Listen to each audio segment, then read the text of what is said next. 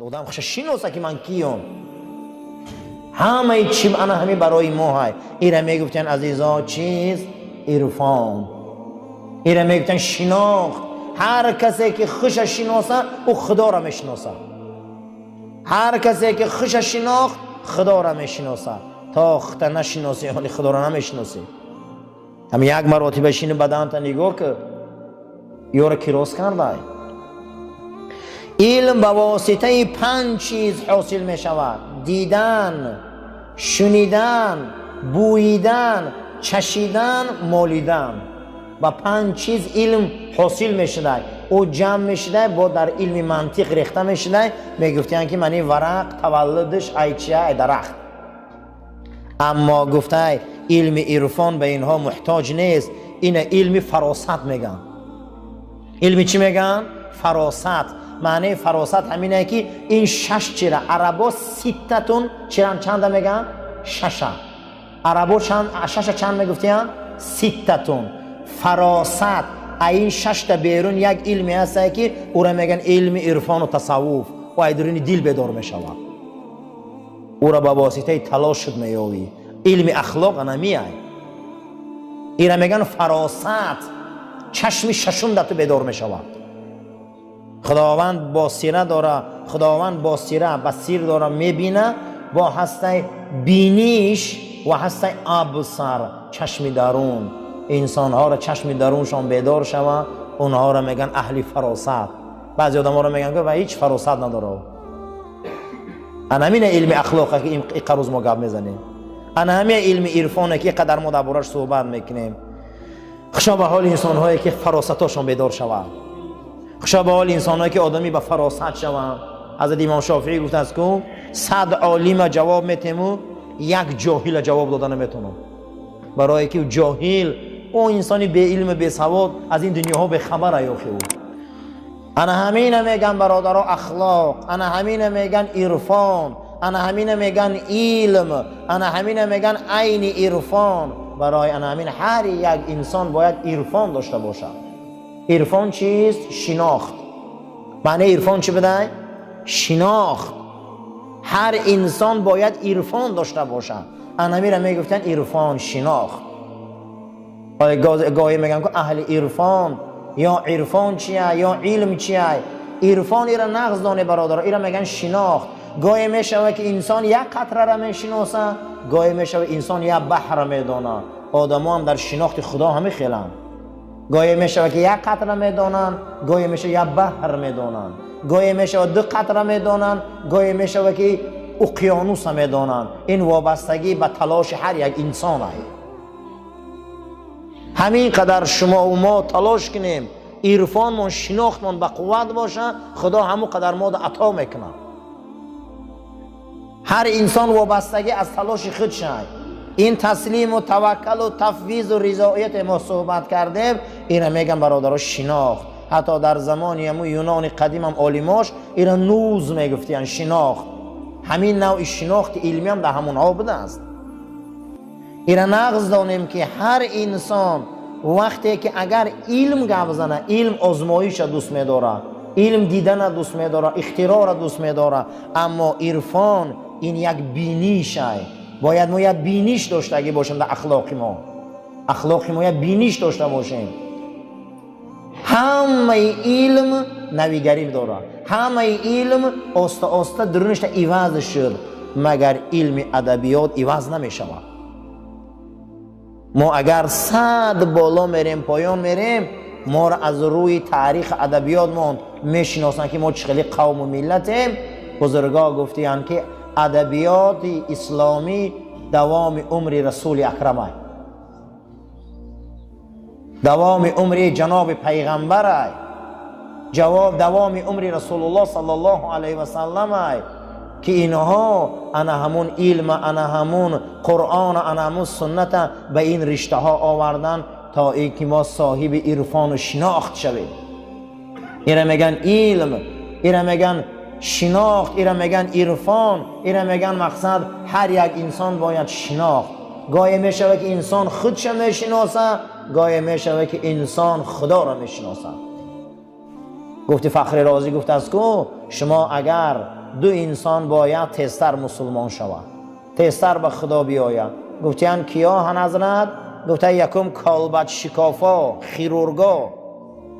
برای آن که خیرورگا آدم میکشاین با آدم سر و کار دارن، نگاه میکنن که آدم چی گونه عضواش جا به جا. همین خیلی عضوا جا به جا که معلومه که این به یگان آفرنده محتاج داره که خود آدم جا به جا کرده است. یکم گفته باید اهل عرفان و اهل شناخت و به خدا نزدیک خیرورگا شوند، برای که اونها میبینن بدن انسانه، اونها میبینن این پوسته، اونها میبینن این گوشته، اونها میبینن این عصبه، اینا میبینن استخوانه. هر یک این شناخت دارد. اینا تستر باید اولیای خدا شوند. اگه درون انسان هوی میکنی میبینی او ارگان و یک دنیای عجایبه میبینی. اگر من از پرسم که همین آدم میشناسم میگم نامش میدونه، اما خیرورگا آدم دیگه خیلی میشناسم، برای که باید درونی آدم دیدم، رگ و پیوند دیدم. انا همین ده باید ما تسلیم شویم به خدای بزرگ. یکم باید خیرورگا گفته تستر بیایم به سوی علم عرفان و اولیاگی. دویم گفته است تاریخ شناسا. تاریخ شناسا اول گفتن باید خشان شناسان. یک مراتبه خط فکر کن از یک قطره آبی اینقدر خدا صنعت داده، اینقدر خدا بزرگی داده. ایره شناخت میگن، ایره مقصد دیگه یک بینیش میگن. علم دیگر چیه؟ علم امروز انسان آباد کرده، ای کدام سیستمی باشه لابراتوری ها را بینه، این برای آدم همه ایچه برای آدم های. اما شناخت بینه که خدا را بینه که یک مخلوق آفریده، تمام علم برای همین های. آشخانه هم برای همین های، جایی مقصد دیگه ورزشگاه هم برای همین های، تئاتر هم برای همین های، مسجد هم برای همین های، بازار هم برای همین های. یک بار فکر کنیم بینیشه که از یک قطره آبی که همه چی برای همین های. جنت هم برای همین های، دوزخ هم برای همین های، پیغمبر هم برای همین های، عرفان هم برای همین های. اگر دیدار حضرت دوست خدا هم در جنت برای همین های. برای همین ما و شما توکل به خدامون قوی کنیم. ما درباره توکل خیلی صحبت کردیم. دویمش بود تفویض. تفویض از توکل یک درجه بلند نزد الله دار. وقتی که ما میبیاییم بیمارمون در دکترخانه میمونیم، تمامی شرایط میکنیم، اون نقض میشوه نمیشوه، او را باید ما از خدا بینیم. انا میگم تفویض میگم، همه شرایط کردی.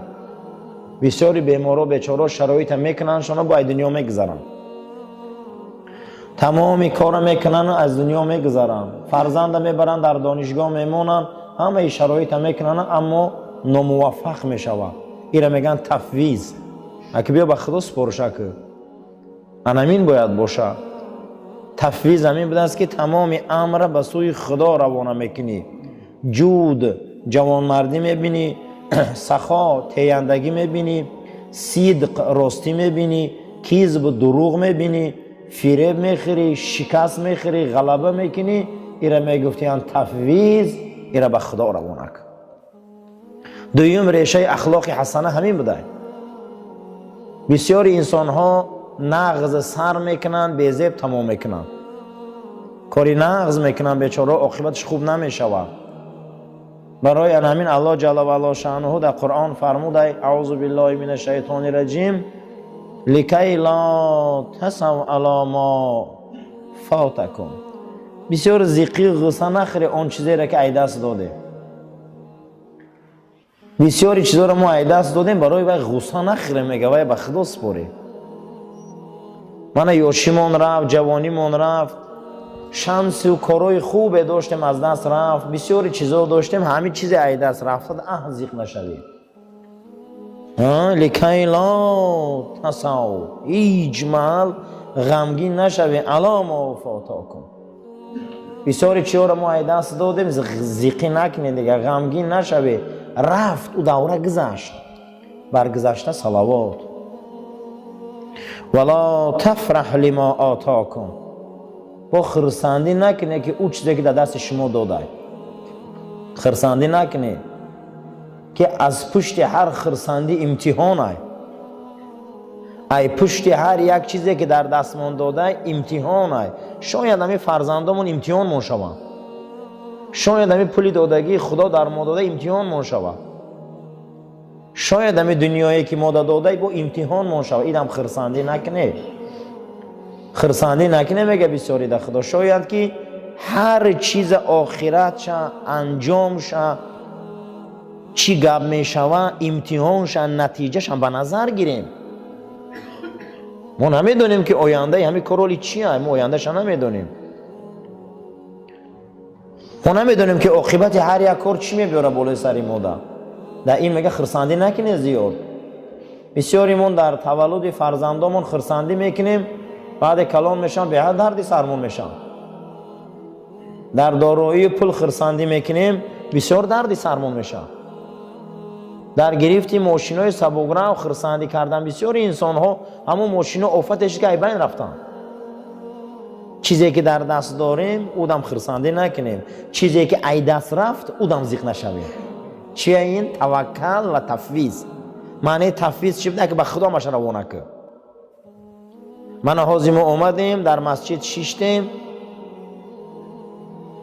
طهارت داریم منتظر نماز شامیم. یک وقت میشم که یک عمل ناشایسته میکنیم شام ثوابش از بین میروه. معلومه که به خدا روانش که خدا قبولش نکرده.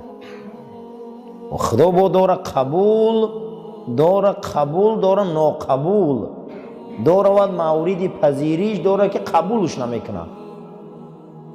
انا میره میگفتن دیومنگیش تفویض اخلاق مسلمان بلند میکرده. تربیه مسلمان بلند میکرده. یک انسان میخیزه رهی دراز طی میکنه سرزمین میبیون اما یا بیمار میشه و خونهش بیچاره دست خالی میروه. اکی را تفویض به خدا کنه. اخی تفویض به خدا کنه. بسیاریامون میبینیم در همینجا پیش یک برادرمون اگر همون مبادا خدمت کرده نتونمونه در بالا مونده میروه تو من آوردی تو من این کردی اون کردی گریبونش همه قبیم عزیزم این خطا های این تفویض های. ما نمیدونیم پگه چی گپ میشوه. ما نمیدونیم پگه چی گپ میشوه. شاید که پگه هم آدم از دنیا گذره. شاید هم آدم به یک بیماری گرفتار شوه. شاید هم انسان به یک تهمت گرفتار شوه و ما هم گریبانی او را قبیله میگردیم. مسلمان باید تفویض داشته باشه. معنی تفویض چی بوده؟ چی کاری را که میکنی و کردی با نتیجه و آخرت و عاقبت و خدا طلب کرد. که پروردگار مهربان نسبت این کار چی میگه؟ پروردگار مهربان نسبت عمل چی عمل اجرا میکنه؟ اینا میگفتن تفویض. در برابر این سیومین چیزی که اخلاق حسنه را بزرگ میکرده یا اخلاق حسنه را قوی میکرده ما آدمایی به تربیت میشیدیم نام این بوده تسلیم به امر خدا. خیلی انسانی در کاره که در امر خدا تسلیم شود. حضور نبی کریم صلی الله علیه و سلم یک مرد میبینه جناب پیغمبر صلی الله علیه و سلم میگه که من فقیری را دوست میدارم نمیخوام که به دولت باشم. بیماری را دوست میدارم نمیخواهم که سالم باشم. گفته چی با آخی؟ گفته بسیاری به دولت ها را دیدستم امروز یک کارایی را کردستم که اینا جهنم میرن. بسیاری آدم های سلامتی دار را دیدستم کلان شکر خدا را به جان آوردستم. ایوه من خدا کسل کنه و فقیر کنه. و حضرت در جواب گفت که نه این گپ نگو. ما این ده توکل و تفویض داریم. ما این ده تسلیم داریم که هر چیزی ده که خرسندی خدای همو بین سری ما ده شود. یعنی که با جناب پیغمبر صلی الله علیه و سلم صحابه را نصیحت کردن که هر چیزی که بین سری ما ده میبیایم خدا راضی باشه همو ده ما راضییم.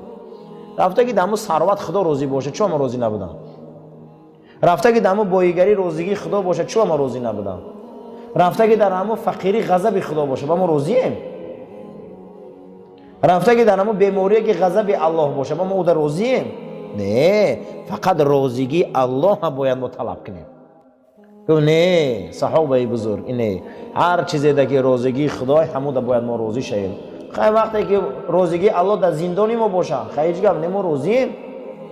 راضیگی الله از دست دادن فرزند باشه ما راضییم. روزگی الله در بیماری ما بوده ما راضییم. روزگی الله در نابودی ما باشه ما راضییم. اینا میگن تسلیم امر به سوی خدا. هر انسان باید تسلیم امر داشته باشه. هر یک امر دا تسلیم شویم. همین سیومین کاری که انسان در امر خدا دادگی، در امر خدا تسلیم میشده، این یکی از چی بوده؟ اخلاقهای حسنه اسلامی. باید انسان تسلیم شود. امیرالمومنین فاروق اعظم وقتی در نماز بامداد حضرت خنجر میخورند، بعد از اون امر میکنن که تا نماز عصر خلیفتون یاوی، خلیفتون معلوم کنه که من در نماز عصر نیستم دیگه. بعد از اون که با صدای بلند صدا میکرد که پروردگارا من در این امر تو راضیم، من در این مصیبت بالام آمدگی در تسلیم امر تو، هر چیزی که در او راضیگی تو باشه من راضیم. بعد از اون که صداشا بلند کرد که عبدالله پسر عمر، که حضرت میگه دویده آمد گفته که لبر گو پدر جان، گو غصه نخور بچم، غمگین نشو بچم، گریه نکن بچم، شینو نصیحتام گوش کن. گو تمامی مردم پیشنهاد کرده سیان که عبدالله را به جای خود جاینشین مان. من تو را جاینشین نمیمانم، برای که چی فایده از خلافت و راهبری کرد؟ از یک عائله یک کس بس همین من کردم. دوم میخواهم که در نزد الله فرد از خاندان من یک کس از این مسئله جواب دهد. سیوم گو غصه نخور، اکنون تو باید تسلیم باشی در امر خدا، زیرا که مرگ به هر لباس می بیا. امروز ما به همین لباس آمد که به جان ما سوی قصد شد و من خرسندم که از دست مسلمان کشته نشدم و من خرسندم که از دست یک منافق کشته شدم و دعوای من فردا بالای سر یک مسلمان ده نیست، دعوای من که بالای سر یک منافق ده. من از این کارم راضیم و تو را نصیحت میکنم بچم، هر چیزی که در دین تو ضرر میبیاره از او گریز، هر چیزی که در دین تو فایده میبیاره او را قاب.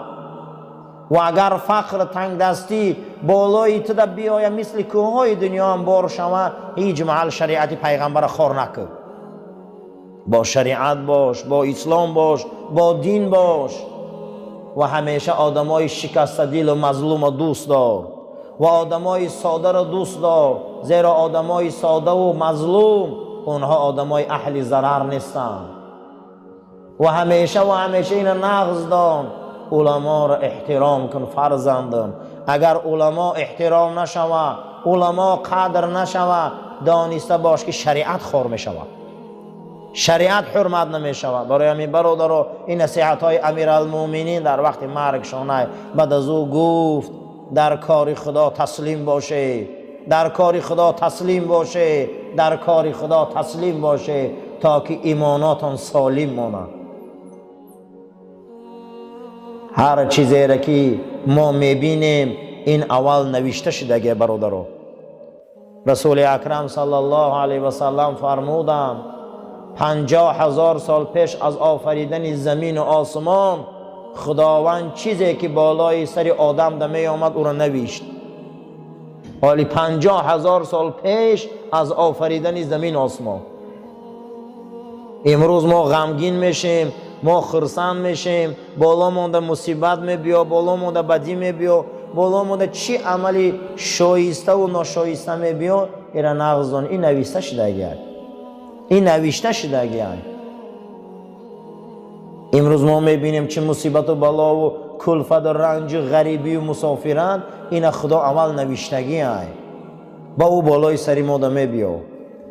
انهمیده باید ما تسلیم شویم، تسلیم به امر فرمان خدا. کسی که به امر و فرمان خداوند اگر تسلیم شود، او انسان سیوم شاخی اخلاق اسلامیش درختش بیدار بده.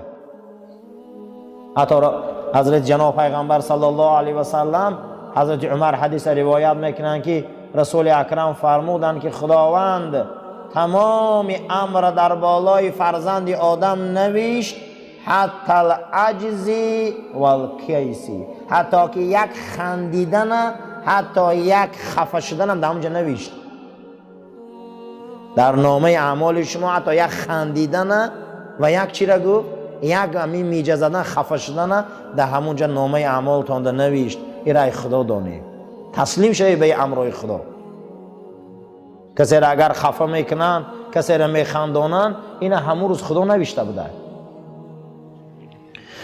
چهارمین چیزی که پروردگار برای اخلاق ما علما او را آورده که اخلاق اسلامی شوه، اخلاق مقصد گپ دینی شوه، ما مسلمان شویم، رضایت امر خدا به سوی خدا. برادرها راضی باشه، از زندگی راضی باشه، از این زندگی ها باید ما راضی باشیم. من امروز خدا برای ما زندگی داده، این زندگی باید ما راضی شویم. هر کسی که از زندگی دادگی خدا راضی نمیشوه، او را یگان خدای دیگر را کاوه گفته جناب پیغمبر. رسول اکرم صلی الله علیه و سلم فرمودند که پروردگار در حدیث قدسی فرمود که حبیب محمد صلی الله علیه و سلم هر کس به قضای من دادگی راضی نیست، هر کس به تقدیر من کردگی سر نمیفراره، هر کسی که من قلم تقدیر در زندگی او نوشتم رضایت نداره، رو سراغ دیگر پروردگار. یعنی ما ای بندگی میبراییم وقتی راضی نباشیم. امرای خدا را به سوی خدا باید ما روانه کرده راضی باشیم، رضایت داشته باشیم. انمو وقت اخلاق ما بیدار میشوند. اینا میگن اخلاق حسنه، اینا میگن اخلاق اسلامی، اینا میگن اخلاق مسلمان. برای خداوند همه ما را اهل فراست کنه و ما را اهل فهم کنه و اهل درک کنه. عاقبت کارمان خدا با خیر و ایمانمان به سلامت کنه. اللهم ربنا آتنا فی الدنیا حسنه و فی الاخره حسنه و قنا عذاب النار و صلی الله تعالی خیر خلق محمد و علی اصحاب الاجمعین. آمین یا رب العالمین. سفر راست گیره.